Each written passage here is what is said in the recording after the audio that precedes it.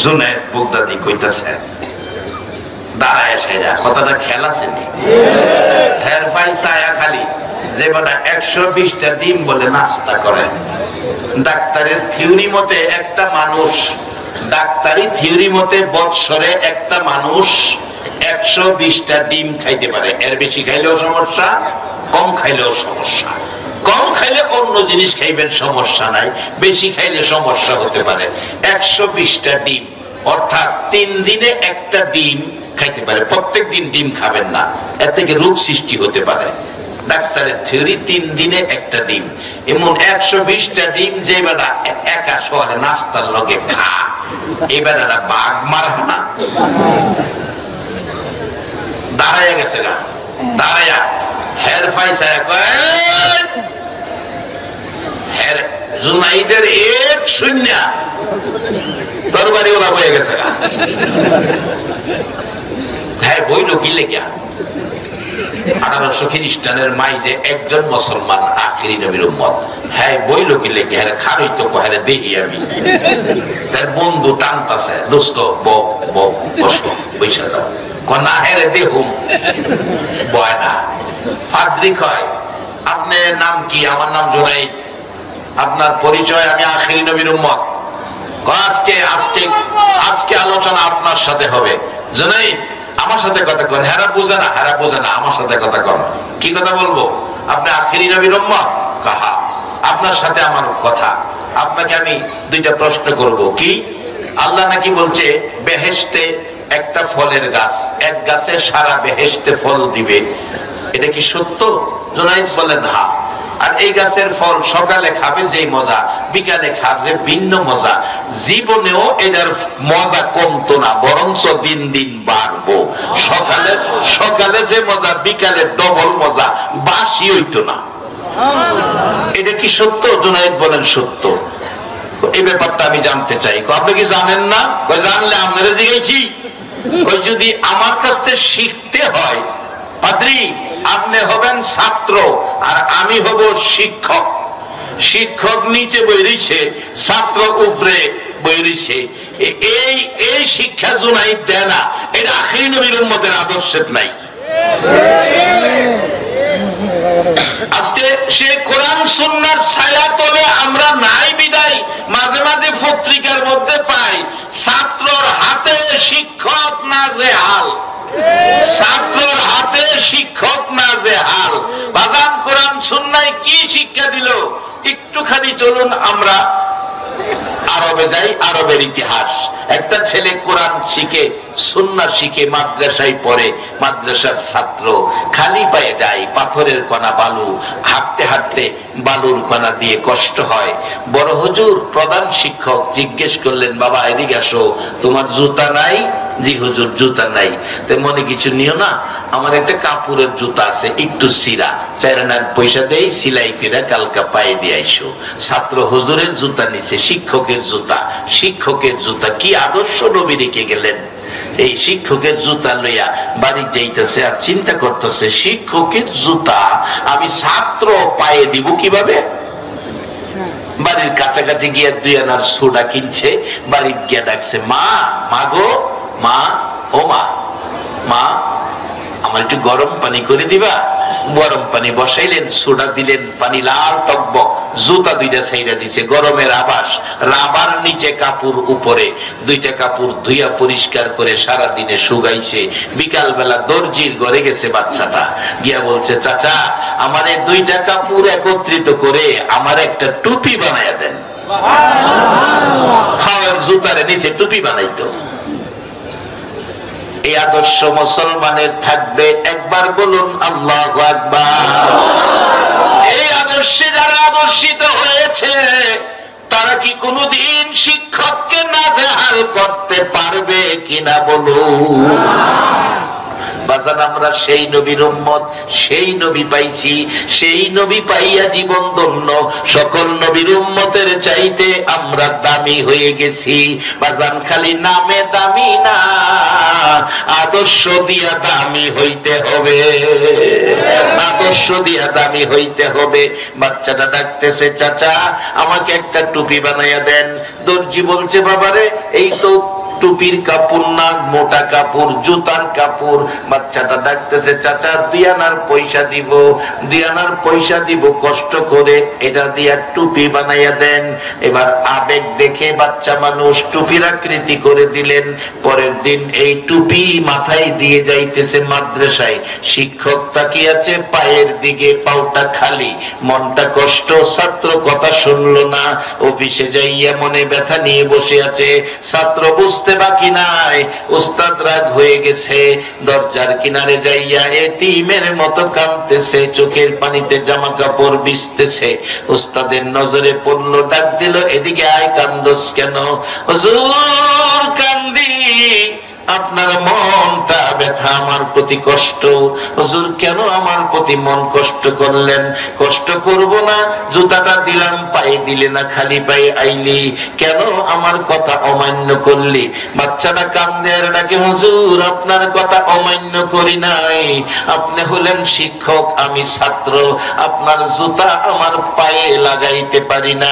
হুজুর আপনার কথা অমান্য করি নাই গো, পায়ের দিকে না তাকাইয়া আমার মাথার দিকে তাকাইয়া দেখুন, আপনার পায়ের জুতা আমি ছাত্রের মাথার টুপি হয়ে গেছে। এই আদর্শে যার কাছে ছিল, ইনি আমাদের মাযহাবের ইমাম, ইমাম আবু হানিফা রাহমাতুল্লাহ আলাইহি, যিনি ইমামে আযম। আজকে সেই আদর্শ বাজান, আমাদের মেজাজ কত গরম, কিন্তু ইমাম সাহেব নবীর আদর্শ থেকে কি শিক্ষা দিলেন? মেজাজ গরমের মধ্যে ঝগড়াঝাটি হয়, শান্তি আসে না। নবীর শিক্ষা মসজিদে নববীতে নবী দ্বীনের আলোচনা করছেন, সাহাবীরা বসে আছেন। একজন ইহুদি মসজিদে নববীর ভিতরে মাঝখানে বসে প্রস্রাব করতেছে মানুষের সামনে। সাহাবীরা রাগ মেজাজ, হুজুর অনুমতি দিলে সাইজ করব। নবী বলেন, না না, তাকে কাজ শেষ করতে দাও। প্রস্রাব শেষ করার পর রাসূল বলছেন, ইহুদি কাজটা তো ভালো করলা না, এটা পবিত্র জায়গা, প্রস্রাব করে দিলা, এটুক বলে একজন সাহাবীকে বলছে, সাহাবী এক বালতি পানি আনো, ধুয়ে মুছে পবিত্র করে দাও। তাই করলেন। ইহুদি দাঁড়ায় বলছেন, হুজুর ভাবছি আমাকে মারবেন, শাসন করবেন, বিচার করবেন, সাহাবীদেরকে দিয়ে মার খাওয়াবেন, কিছুই কইলেন না। হাসি মুখে বললেন, ইহুদি এটা পবিত্র জায়গা, এ কি করলি? এর বাইরে কিছুই কইলেন না। নবী গো, এই কি আখিরি নবীর আদর্শ? রাসূল বলেন হ্যাঁ। এই কি আল্লাহর বন্ধুর চরিত্র? রাসূল বলেন হ্যাঁ। এই আদর্শে কি আপনার উম্মতেরা আদর্শিত হবে? রাসূল বলেন হ্যাঁ। তাহলে আর দেরি নয় গো নবী, এখন আমার কালিমা পড়াইয়া মুসলমান বানাইয়া দেন। বাবারা, এই আদর্শ যতদিন মুসলমানদের কাছে ফিরে না আসবে, ততদিন মুসলমান মায়ের খাওয়ার থেকে বাঁচতে পারবে না। ততদিন আমার আল্লাহর পক্ষের সাহায্য মুসলমানদের জন্য আসবে না। আসুন বাবা, আমি মূল আলোচনার দিকে যাচ্ছি।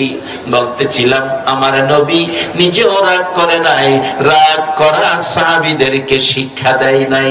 নবী একেবারে নম্র ভদ্র ভালোবাসা দিয়ে সমস্ত পৃথিবী জয় করেছে, বিশ্ব জুড়ে ইসলামের আলো ছড়িয়ে দিয়েছে। আমরা সেই নবীর উম্মত। বাজান যাই না, ওদিকে লম্বা হয়ে যাচ্ছে। আমার নবীর আদর্শ নিয়ে আজকে আমাদের চলতে হবে। বাজান, শিক্ষককে কোনোদিন নাজেহাল করা যাবে না, শিক্ষকের মর্যাদা ছাত্র হইয়া দিতে হবে। আসুন, খ্রিস্টান লোকটা বলছে, পাদ্রী আমি তো জানি না, আমাকে জানাইয়া দেন। তাহলে আপনি ছাত্র, আমি জুনাইদ শিক্ষক। ছাত্র চেয়ারে বসে থাকবে, শিক্ষক দাঁড়িয়ে থাকবে, এই শিক্ষা আখিরি নবীর উম্মতের নাই। সাথে সাথে পাদ্রী চেয়ার থেকে নাইমার নিচে গিয়া বইছে, জুনাইদ আইসা চেয়ারে বইছে। আল্লাহ কয় এইবার ঠিক আছে, কারণ আমি ইজ্জত দিছি, আমি ইজ্জতের আসনে বসে দিলাম। আমি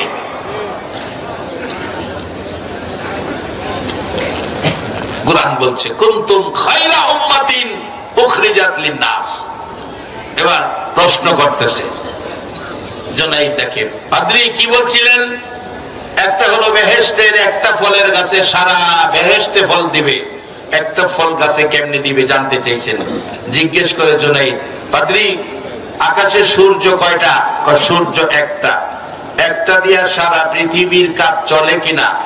আপনারা কি কন, চলে না আরো 2-4টা লাগবো? না আরো 1-2টা লাগবো?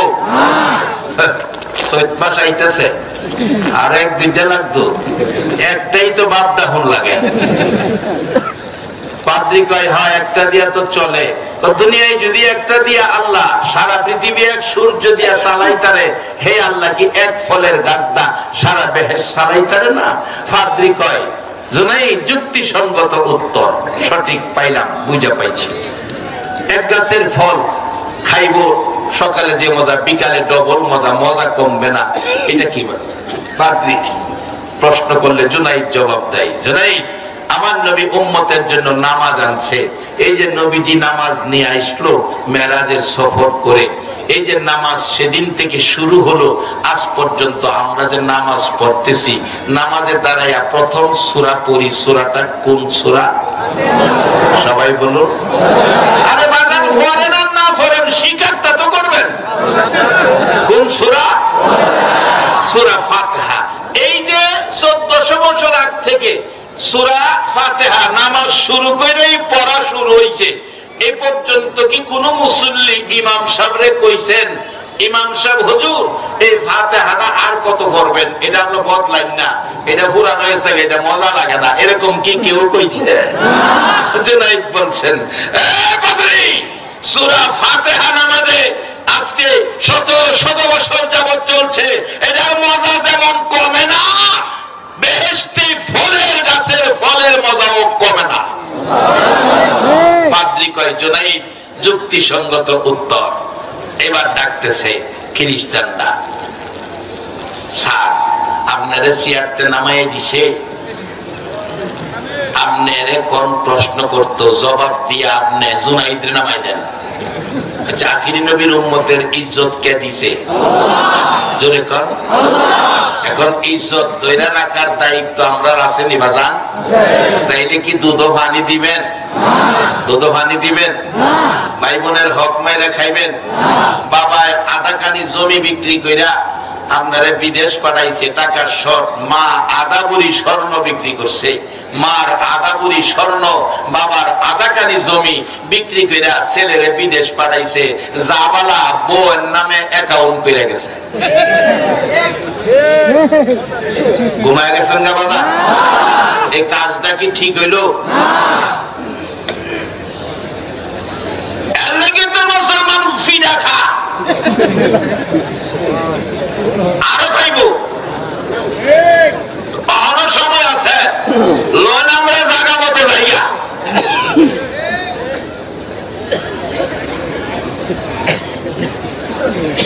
বল হুজুর বাবাই জমি বেচা পাঠাইছে, মার অলংকার বেচা পাঠাইছে, বোন নামে অ্যাকাউন্ট, আপনি কেমনে জানেন?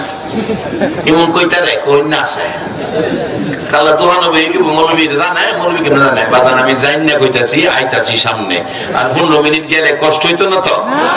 একবার বলুন আল্লাহু আকবার। আমি বলবো আপনাদের জীবন ধন্য যারা আজকের মাহফিলের আয়োজক, যারা এই মাহফিলে নবীর রেখে যাওয়া কোরআন সুন্নাহর ছায়ার নিচে বসে আছেন। আল্লাহ যেন হাসরের দিন আমার নবীর সামনে আরশের নিচে যেন আপনাদেরকে ছায়া দান করে দেয়। এই ক্ষমতা আমার আল্লাহর আসেনি? আসেনি? পারবনি আল্লাহ দিত? এই জন্যই আমরা আল্লাহরে মালিক বানাইছি। বলুন আমাদের মালিক কে? আল্লাহরে মালিক বানা বড় লাভজনক ব্যাপার। জুনাইদরে কইতেছে, পাদ্রী তার বক্তরা কইতেছে, পাদ্রী জুনাইদরে প্রশ্ন করেন, আপনার প্রশ্নের জবাব জুনাইদ দিয়াছি আরো বেশি, আপনি প্রশ্ন করেন জুনাইদরে, জুনাইদের প্রশ্নের জবাব, জুনাইদ কোক প্রশ্ন আপনারে, আপনি জবাব দিয়া জুনাইদের নামায়া আপনি সিয়ারেও বেজেন গা। আল্লাহ কয় বই তো হ্যাঁ নিচে নামাইছি, আখিরি নবীর উম্মতের উপরে কেউ যেতে পারবে না,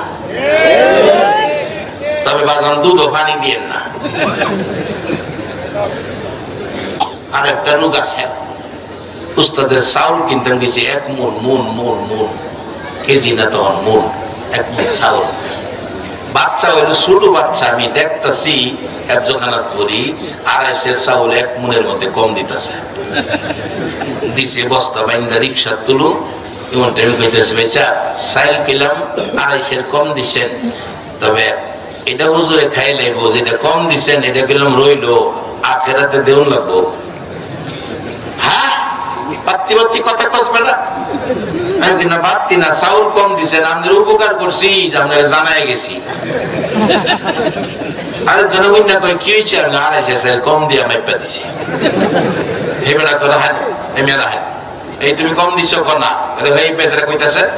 আরেকজন মধ্যস্থতাকারী আইনা আবার চাউলটা ডাইলে মাপছে 250 কম, মাত্র আসরের নামাজটা পড়াইছে, মাথার টুপি আছে।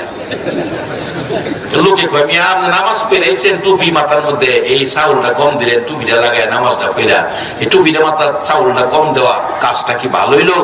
চাউল দোকানদার কয় এটা নামাজের টুপি না, পকেটে টুপি বাইর করে কয় এটা নামাজ পড়ি আর এটা দিয়া চাউলের ব্যবসা করি।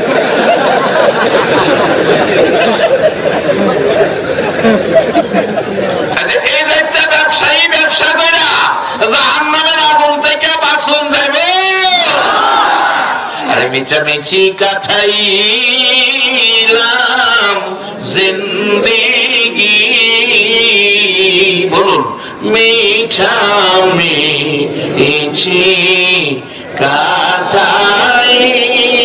কাটাইলাম জিন্দেগি, চোখে দেখা হারাইলাম বন্দেগি, হায়রে চোখে দেখা হারাইলাম বন্দেগি, কার বাবা রে কার বাবা কারবা কি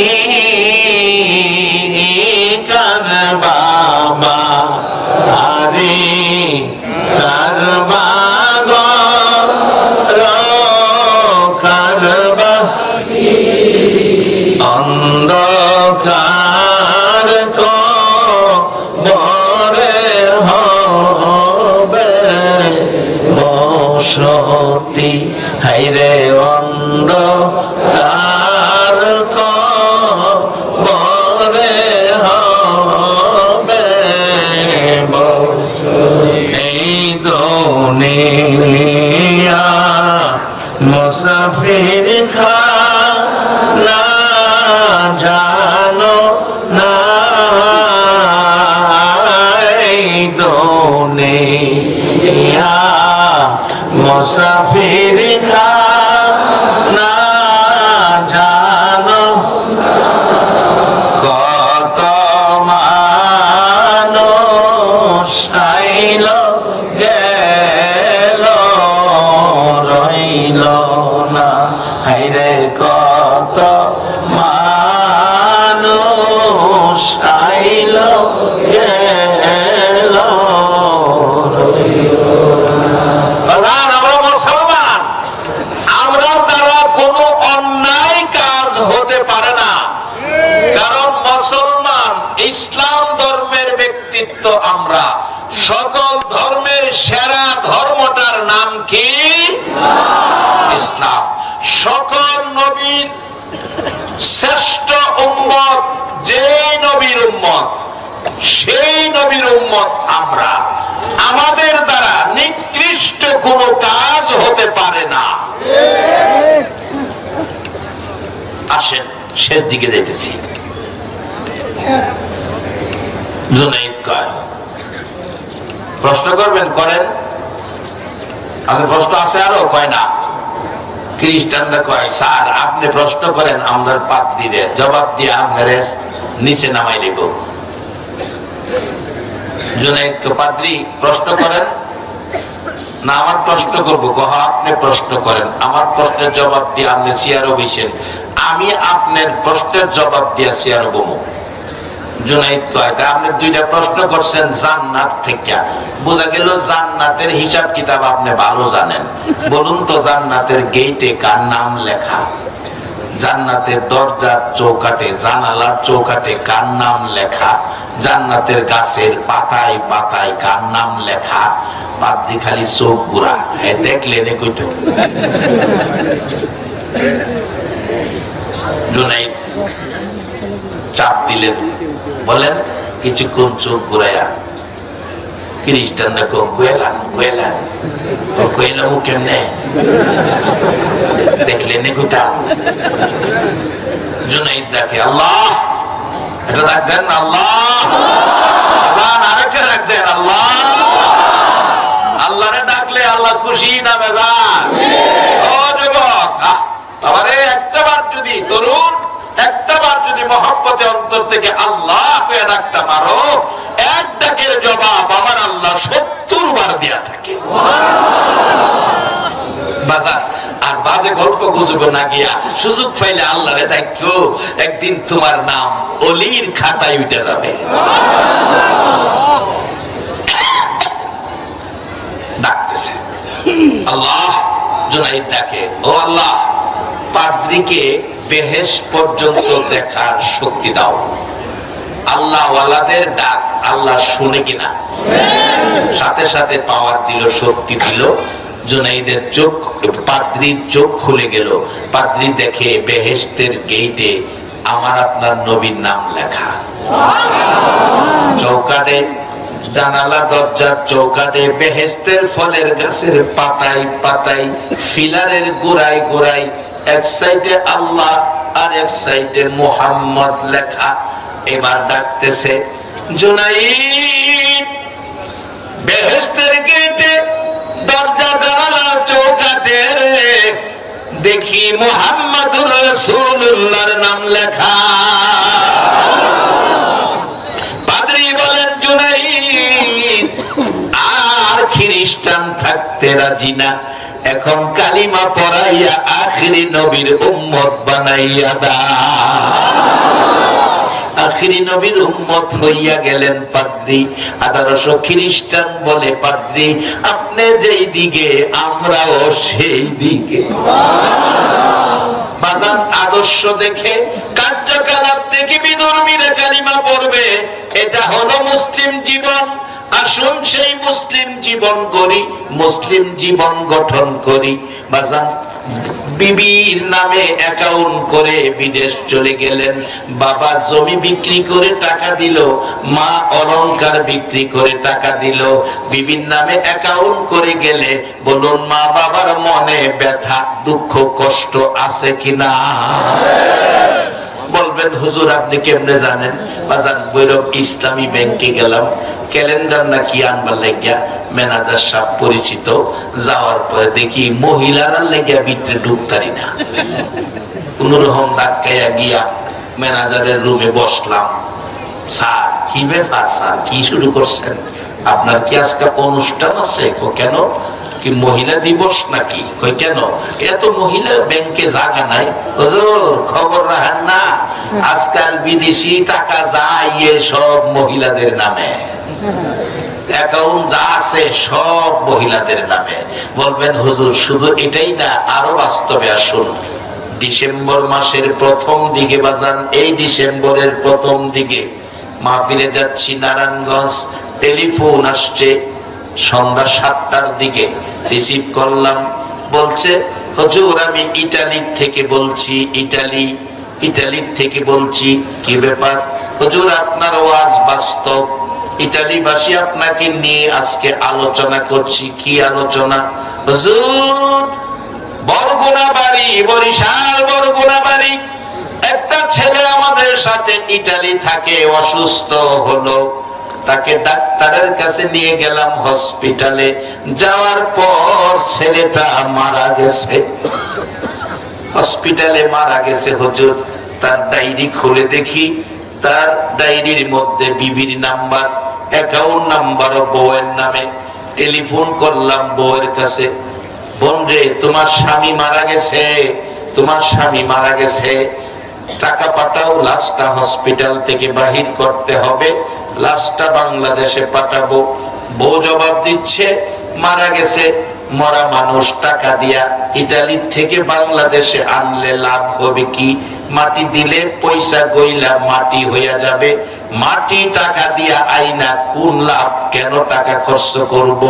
প্রয়োজন নাই আনার, সিস্টেম যদি থাকে সেই দেশে মাটি দিলেন। ফাইসালা দাঁড়াইছে। হুজুর বিশ্বাস করবেন না আর না করবেন, ডায়েরির মধ্যে দেখি ভাই বোনের নাম্বার, টেলিফোন করেছি ভাই বোনদের কাছে, ভাই বোন গড়াগড়ি করে কাঁদতেছে, এরে আমার ভাইয়ের বন্ধুরা, ইতালি থেকে আমার ভাইয়ের লাশটা দেশে পাঠাইয়া দাও, লাশটা দেশে পাঠাইয়া দাও। আমার ভাইয়ের জীবনের শেষ দেখা দেখা দেই, মরা ভাইকে আমরা জীবনের শেষ দেখা দেখব। অবশেষে বললাম টাকার প্রয়োজন, টাকা দরকার। বলতেছে টাকা তো আমাদেরকে দেয় নাই, তার বউয়ের নামে অ্যাকাউন্ট, সব টাকা বউয়ের নামে আসে, উত্তরা বাড়ি করে বউ উত্তরা থাকে, আমরা গরিব মানুষ, আমরা টাকা পাই না। হুজুর তারপরে মার নাম্বার পায়, মার কাছে টেলিফোন করলাম। বাবাজান ডিসেম্বরের প্রথম দিকের ঘটনাটা, টেলিফোন করলাম, মা টেলিফোন রিসিভ করে শোনা যায় মা কাঁদতেছে। জিজ্ঞেস করি, মা গো আমি ইতালি থেকে বলছি, কাঁদতেছেন কেন? আমি একটা কথা বলার জন্য টেলিফোন করেছি। মা জবাব দিচ্ছে, বাবা আমারও একটা ছেলে ইটালি থাকে রে বাবা, আমারও একটা ছেলে ইটালি থাকে। মা আপনি কাঁদতেছেন কেন? আমি তো এখনো কোনো খবর দেই নাই। মা বলতেছে, বাবা গো আমারও একটা ছেলে ইটালি থাকে, সকাল থেকে কাঁদতেছি, কেন জানি রে বাবা, আজকে সকাল থেকে আমি মার কলিজায় আগুন জ্বলতেছে, কেন জানি আমি মার কলিজায় আজকে সকাল থেকে আগুন জ্বলতেছে, বুঝতে পারতেছি না কি হলো। বাসান যারা মারে কষ্ট দিবা, মারে ব্যথা দিবা, দুঃখ দিবা, বাসান গো জাহান্নামের আগুন থেকে বাঁচার উপায় নাই। কেমনে বাঁচবেন রে বাবা? ওই দিন মাহফিলে বাম পাশে দাঁড়ায়া একটা ছোট্ট বাচ্চা গজল গাইতেছে, জান্নাতের চেয়ে দামি আমার মা, মা গো জান্নাতের চেয়ে দামি আমার মা। গজলটা কি সুন্দর, সঠিক? জান্নাতের চেয়ে দামি আমার মা, মা গো জান্নাতের চেয়ে দামি আমার মা। রাসূল বলেছে মার পায়ের নিচে তোমার জান্নাত, তাহলে জান্নাতের চেয়েও দামি কে? এই মার চেহারার দিকে তাকাইলে আল্লাহর কসম মদিনার নবী বলেছে একটা কবুল 7টা উমরা হজের নেকি তোমার আমলনামায় পেয়ে যাবা। এমন সন্তান আছে সোনার বাংলায়, সোনার সন্তান, মারে ভাত কাপড়, মার খোঁজ খবরই নেয় না। মাসান এই রূপগুলি দূর না করা পর্যন্ত জাহান্নামের আগুন থেকে বাঁচার কোনো পথ নাই। আর এই রূপ থাকবো, একজন দুশমন আমরা আছে, কোরআনে বলছে উনি হইল আমাদের প্রকাশ্য শত্রু। হ্যাঁ, আমরা কেমনে জাহান্নামের আগুনও নিব এই চেষ্টা খালি আমরা পিছে লাগাই। চিনছেন তাই দে? বলুন তো কে? সিঁড়ির চালাও আছে তাই? তাই একটু সাবধানে থাকেন, তাই কিরম আছে? হ্যাঁ, কাম হইলো আমরা কেমনে জাহান্নামের আগুনও নিব, আর আল্লাহ কইতেছে আগুন থেকে আমরা বাঁচাইবো। আখিরি নবীর উম্মতের আসেন শেষ দিকে গেছি, কেমনে বাঁচবেন এটাই আমার শেষ কথা, কেমনে আগুন থেকে বাঁচবেন এটাই আমার শেষ কথা। অবশেষে মা কাঁদতেছেন, ওই যুবক বলতেছে ইটালি থেকে, মা গো খবর দিলাম না, কাঁদতেছেন কি খবর দিবারে বাবা? আপনার ছেলে আজকে সকালে মারা গেছে। হুজুর একটা চিৎকার যে মা দিল, এমন চিৎকার জীবনে শুনি নাই। মন কয় যেন মার চিৎকারে আল্লাহর আরশ কেঁপে উঠছে। সে মা, সে বাবা, কত বড় সম্পদ। মার ওয়াজ কোরআনে, মার ওয়াজ হাদিসে। আজকে সেই মা বাবার মূল্য নাই। বিবির নামে অ্যাকাউন্ট, বাজান বিবির নামে অ্যাকাউন্ট করবেন, দোষ নাই। বিবিকে দূরে সরাই দিবেন, গাঢ় ধীরে ফিরাইবেন, এ কথাও ইসলাম বলে নাই। রাসূল বলছে স্ত্রীকে স্বামী মহব্বত করবে, স্বামী স্ত্রীকে মহব্বত করবে। কারণ স্বামী যে কাজটা সংসারের জন্য করে এটা স্ত্রীর পক্ষে সম্ভব না, আবার স্ত্রীও সংসারের জন্য যে কাজগুলি করে এটা স্বামীর পক্ষেও সম্ভব না। কারণ কেউ কেউর চেয়ে কম না, দায়িত্ব এক একজনের এক এক দিক। পুরুষ চাকরি করে টেক্সটাইল মিলে, গার্মেন্টসে, সিরামিক্সে, এই কত ফ্যাক্টরিতে চাকরি করে, বাসা তাইছে, খায়া ঘুমাইবো।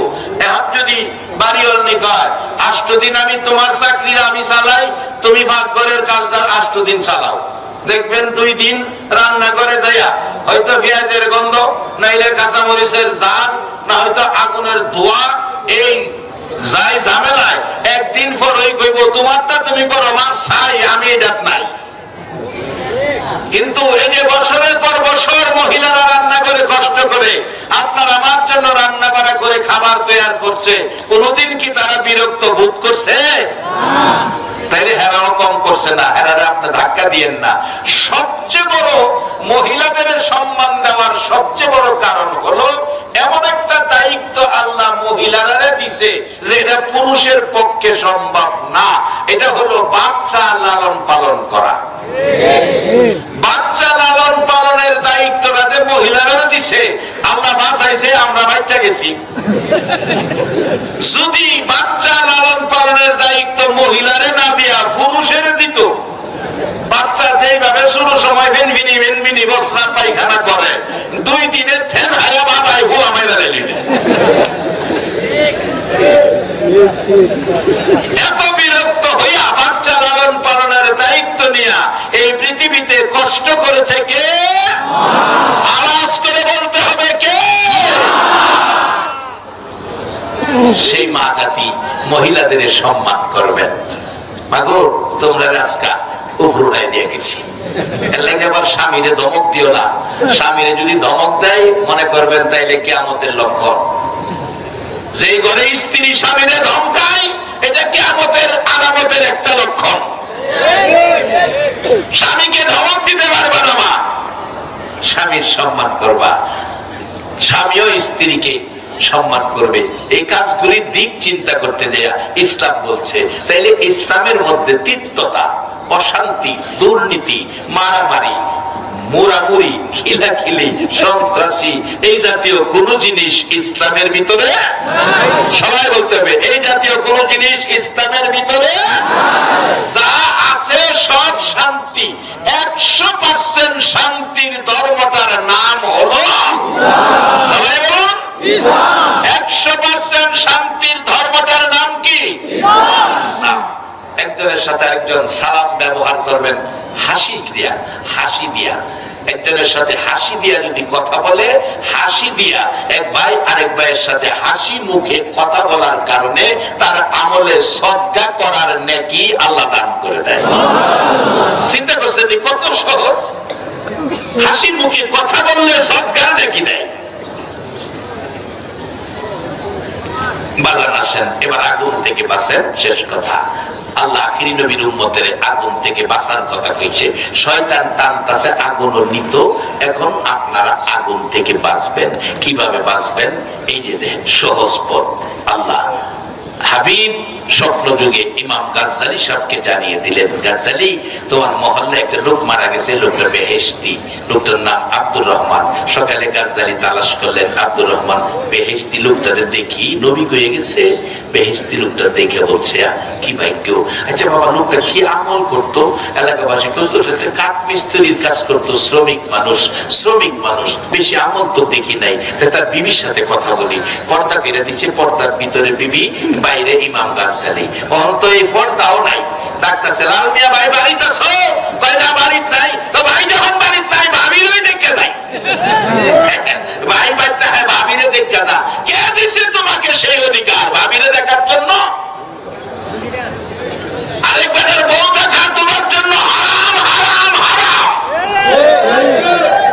দিলে দিবেন, না দিলে নাই, ফেস ভেঙে যান। এই রোগে মুসলমান ধ্বংসের পথে যাচ্ছে।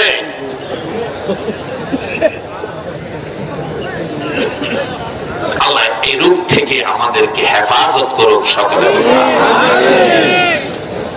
আগুন থেকে বাঁচেন, একবারে সুন্দর পথ। রাসূল বলছেন, মাগো তোমার স্বামী কি আমল করছে?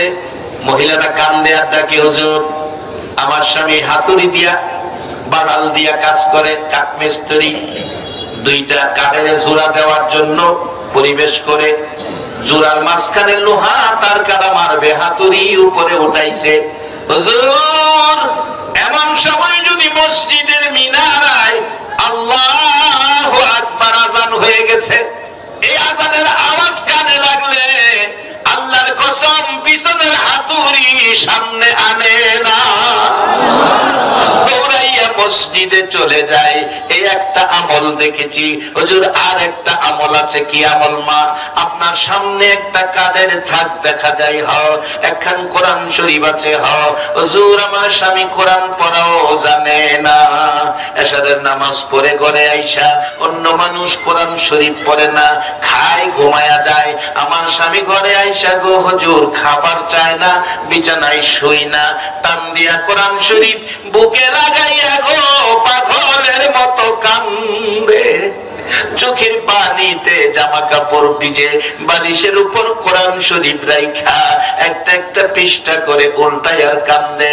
একেবারে প্রথম থেকে কোরআনের লাইনে লাইনে আঙ্গুল ঘুরাই এতিমের মতো কাঁদতে থাকে, চোখের পানিতে কোরআনের পাতা ভিজে যায়। হুজুর 3-4 পারা কোরআনের লাইনে লাইনে আঙ্গুল ঘুরাই গো, কোরআন পড়া জানে না, লাইনে লাইনে আঙ্গুল ঘুরাইয়া 3-4 পারা পার করে দিয়া আমার স্বামী ঘুমের করে ঘুমায়, কোরআনের লাইনে আঙ্গুল না ঘুরাইয়া কোনোদিন ঘুমায় না। এই দুইটা আমল দেখেছি। গাজ্জালি বলেন, টান দিয়া কোরআন নামাইলাম পৃথিবীর মানুষের রে, কোরআন খুলে দেখি কোরআনের পাগলের চোখের পানি পাতায় পাতায় বাসে। এই দুইটা আমলের বিনিময় আমার আল্লাহ মদিনাওয়ালার মাধ্যমে আগুন থেকে বাঁচাইয়া জান্নাতের খবর পাঠাইয়া দিছে। বাগো মেয়ে লোকেরা, ও বাবার ভাইয়েরা, সকলের জন্য এই দুইটা আমল সহজ। আপনাদের কাছে যারা আমার বয়সে বড় পায়ে ধরে অনুরোধ করে গেলাম, যারা আমার বয়সে ছোট হাতে ধরে অনুরোধ করে গেলাম, কোরআনের পক্ষে থাইকো, হাদিসের পক্ষে থাইকো। আমার নবী নিজে দুনিয়া থেকে বিদায় হওয়ার আগে বলেছে, উম্মতেরা রে, আমি নবীর রহমতের হাত তোমাদের উপর থেকে চলে যাবে, আমি নবী চলে যাব, তোমাদের জন্য দুটো জিনিস রেখে গেলাম, একটা হলো আল্লাহর কোরআন, আর একটা আমি নবীর সুন্নাহ, আমি নবীর হাদিস। এই দুইটার ছায়া তলে যারা থাকবে দুনিয়া ও আখিরাতে তোমরা কামিয়াবি হয়ে যাবে। আল্লাহ আমাদেরকে সেই কোরআন সুন্নাহ মেনে চলার তৌফিক দান করুক। যে আলোচনাগুলো করেছি এগুলি বুঝে শুনে চলার তৌফিক দান করুক। সকলে বলুন আমিন। বাজান আসুন আমরা দোয়া করব। দোয়ার আগে আপনাদের কাছে একটু দোয়া চাইছেন। আজকের কমিটি মসজিদের কাজ শুরু করবে, আল্লাহ যেন মসজিদটা যাকে পছন্দ করেন ওই রকম ব্যক্তি দ্বারা মসজিদের কাজটা যেন আল্লাহ সম্পূর্ণ করেন, এই দোয়াটা চাইছে। তারা মসজিদ ভাঙ্গা নতুন করে নির্মাণ করবে। আমরা দোয়া করব আল্লাহ যেন এমন কিছু ব্যক্তি এলাকায় যেন আল্লাহ কবুল করে নেয়, যাদের সহযোগিতায়, যাদের দ্বারা মসজিদের কাজটা হবে, এমন ব্যক্তি যাতে এই এলাকায় জন্ম হয়। বাজান আমি তো টাকা চাইছি না, দোয়া না ফিরে যাইতেছেন গা। আমি টাকা চাইছি আপনাদের কাছে, দোয়া না ফিরে গেলে কেমনে? হাদিস শরীফে রাসূল বলছেন, আর দোয়াও মুখুল ইবাদত, সব জিনিসের সার মর্ম দোয়া। আজকের মাহফিলে আসার সার্থকতা হবে দোয়া। দোয়াই শরীক হয়ে যাবেন। তবে আমি বলছিলাম মসজিদটা কাজ করবে, আপনাদের কাছে দোয়া চাইছে, টাকা চাইছে না, দোয়া। দোয়া না করবেন এরপরে উঠে যেতেছেন, তাহলে বোঝা গেল মসজিদ হোক এটা আপনারা চান না। যাই হোক, এখন দোয়া হবে। দোয়ার আগে আমার ব্যক্তিগত ভাবে আল্লাহ কাকে পছন্দ করছে এমন কয়েকজন মানুষ শুধু আমি দেখবো, সকলকে বিরক্ত করব না। যে আমি এখানে একজন মানুষ চাই মসজিদটা শুরু করবে নতুন করে, ভাঙ্গিয়া নতুন কাজ করবে, এমন একজন মানুষ কোন মা পেটে রাখছে, এই ব্যক্তিটা কে হবে? হুজুর আমি এই মসজিদের জন্য 20,000 টাকা, প্রথম নামটা আমার লেখেন, আমি 20,000 টাকা দিব। এই একটা মানুষ দেখি।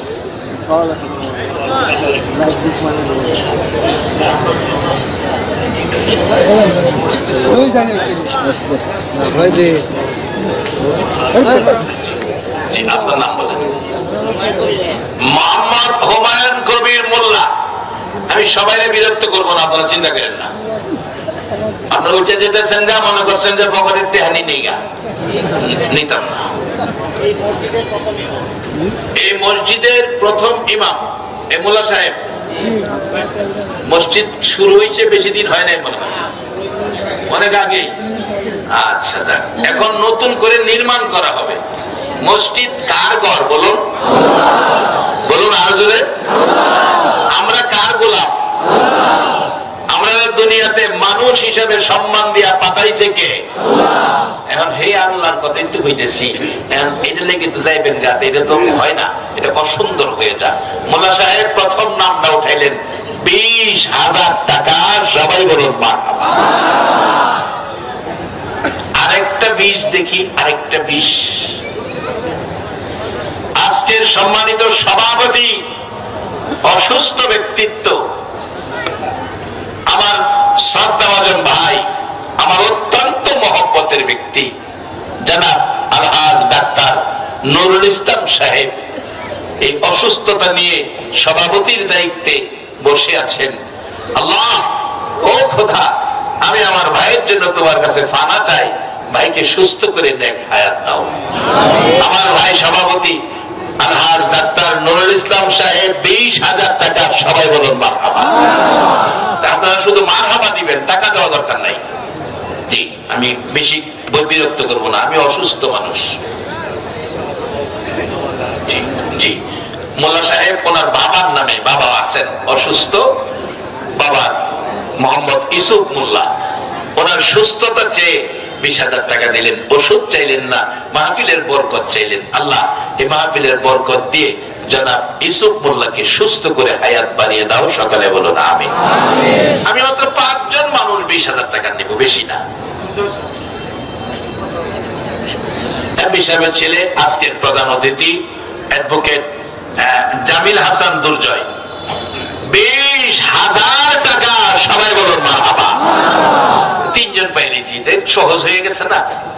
5 জন দরকার, 3 জন পাইছি। বলে হুজুর 5 জন কি লিগা? আরে 5 জন যে 5 ওয়াক্ত নামাজ, 5-এর লগে মিল রাখছি। যে নবীর উম্মত হইছেন, 5 ওয়াক্ত নামাজ পড়লে নেকি দেয় 50 ওয়াক্তের। আমরা তো হায়াত কম, আল্লাহ খালি কোন না কোন সুযোগে আপনাদের নেকি খালি বাড়াইয়া দেয়। আসেন, 5 জন চাইছি, 3 জন পাইছি, আর 2 জন পাইলেই আপনাদেরকে নিয়ে আমি দোয়া করবো। আমি অসুস্থ মানুষ, আমার প্রেশার ডাক্তার সব জানে, সকাল সন্ধ্যা ট্যাবলেট খেতে হয়। দেখি প্রত্যেকদিন মাহফিল কিরা সিজনের শেষ পর্যায়ে এসে পড়ছি, শরীর অসুস্থ হয়ে যায়। আপনাদের কাছে দোয়া চাই। ইঞ্জিনিয়ার গোলাপ হোসেন কই? ইঞ্জিনিয়ার সাহেব কই? মোল্লা সাহেবের ভাই, ইউসুফ মোল্লা সাহেবের সন্তান, খালাতো ভাই। কার খালাতো ভাই? আপনার খালাতো ভাই। এই মোল্লা সাহেবের খালাতো ভাই ইঞ্জিনিয়ার গোলাপ হোসেন কই? ইঞ্জিনিয়ার সাহেব একটু দেখি। মাশাআল্লাহ, মারহাবা। আল্লাহ মান সম্মান ইজ্জত আরো বানায় দেখ। সকালে বলুন আমিন। ইঞ্জিনিয়ার গোলাপ হোসেন 20,000 টাকা। সবাই বলুন মারহাবা।